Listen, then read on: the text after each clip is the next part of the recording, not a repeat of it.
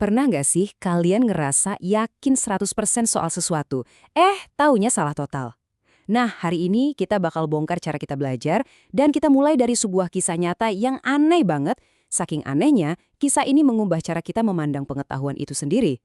Ya iyalah, jawabannya enggak. Tapi, coba bayangin deh, di tahun 1995, ada seorang pria yang saking yakinnya jus lemon bisa bikin dia nggak kelihatan, dia sampai nekat mempertaruhkan kebebasannya.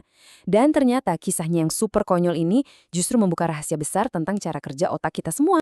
Oke, kenalan dulu yuk sama MacArthur Wheeler. Siang bolong, dia ngerampok 2 bank tanpa topeng sama sekali.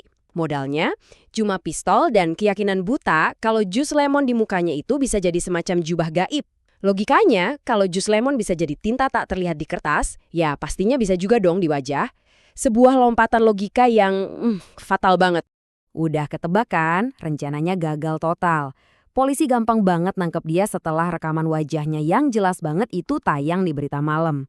Nah, pas diinterogasi dan diliatin rekamannya, Wheeler nggak percaya. Dia terus-terusan aja bergumam.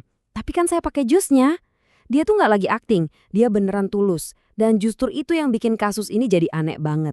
Kisah ini sampai ke telinga 2 orang psikolog, David Dunning dan Justin Kruger. Mereka nggak nanya, kok bisa sih ada orang sebodoh itu? Nggak. Pertanyaan mereka jauh lebih dalam. Gimana ceritanya seseorang yang jelas-jelas nggak kompeten justru jadi orang yang paling percaya diri dengan kemampuannya? Nah, dari sinilah lahir sebuah prinsip psikologi yang, fenomenal banget. Efek Dunning-Kruger. Dan ini bukan cuma soal perampok bank jus lemon tadi. Ini soal kita semua. Setiap kali kita baru mulai belajar hal baru. Gini deh intinya. Ini bukan soal bodoh atau pinter. Ini lebih ke soal kita buta sama ketidaktahuan kita sendiri. Waktu pengetahuan kita masih minim banget, kita bahkan belum tahu apa aja yang kita nggak tahu. Kita jadi nggak tahu harus nanya apa, karena kita ngerasa udah tahu semuanya. Terus solusinya apa dong? Namanya metakognisi. Anggap aja ini kayak GPS buat pikiran kita. Dia yang ngasih tahu kapan kita boleh percaya diri dan kapan kita harus berhenti sejenak dan bilang, tunggu dulu, kayaknya gue nyasar nih, perlu lihat peta lagi. Nah, inilah kunci buat belajar secara efektif. Biar benar-benar kebayal, yuk kita coba visualisasikan hubungan antara pengetahuan sama kepercayaan diri ini. Coba perhatiin ya, ada 2 sumbu di sini. Nanti kita akan bangun kurva Dunning-Kruger yang terkenal itu. Nah, disinilah posisi si MacArthur Wheeler tadi. Baru punya sedikit banget pengetahuan, tapi kepercayaan dirinya langsung meroket. Para psikolog bahkan ngasih julukan buat titik ini, puncak kebodohan. Ini adalah zona bahaya di mana kita biasanya paling vokal, paling berisik, padahal pengetahuan kita paling dangkal. Jujur aja, kita semua pernah loh nanjak ke puncak ini.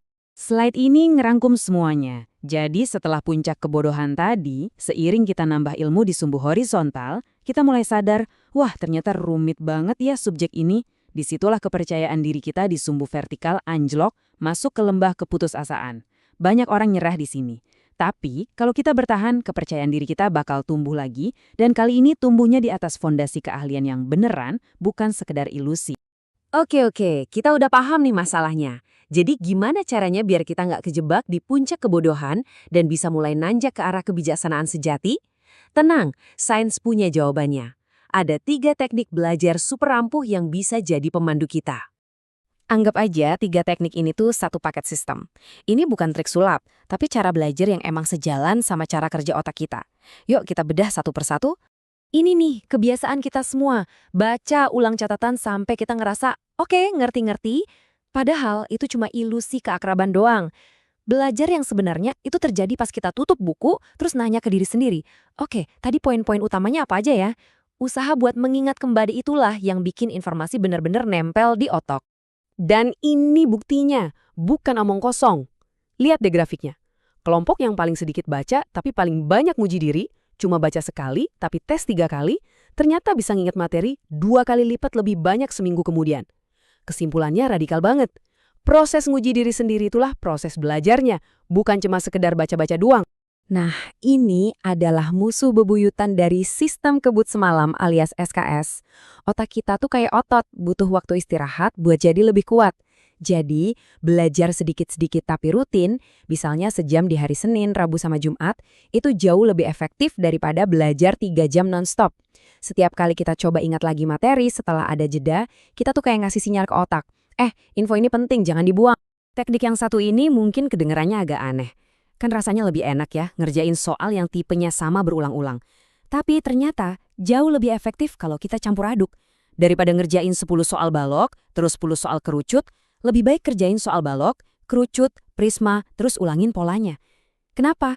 Soalnya ini ngelatih otak kita buat milih rumus yang tepat, bukan cuma sekedar ngejalanin rumus yang udah ada di depan mata. Jadi, apa sih benang merah dari ketiga teknik tadi? Latihan mengingat, pengulangan berjarak, belajar selang-seling. Sadar nggak? Semuanya itu terasa lebih sulit dan nggak nyaman dibanding cara belajar kita yang biasa.